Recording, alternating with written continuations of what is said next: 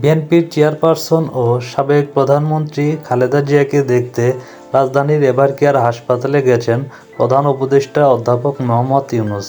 আজ বুধবার সন্ধ্যা ৭টার পর হাসপাতালে পৌঁছান তিনি। প্রায় আধা ঘণ্টা হাসপাতালে অবস্থানকালে বিএনপির নেত্রীর চিকিৎসার খোঁজখবর নেন প্রধান উপদেষ্টা। ১১ দিন ধরে এভারকেয়ার হাসপাতালে ভর্তি আছেন খালেদা জিয়া। তার শারীরিক অবস্থা এখনও উদ্বেগজনক।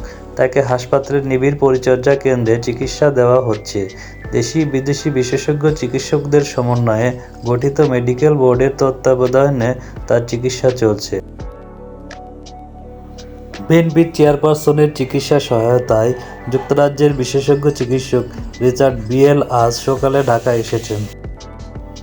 এর আগে গতকাল মঙ্গলবার রাতে বিএনপির চেয়ারপারসনকে দেখতে এভারকেয়ার হাসপাতালে গিয়েছিলেন সেনাবাহিনীর প্রধান জেনারেল ওয়াকুরুজ্জামান, নৌবাহিনীর প্রধান অ্যাডমিরাল এম নাজমুল হাসান ও বিমান বাহিনীর প্রধান air chief marshal Hasan Mahmud খান।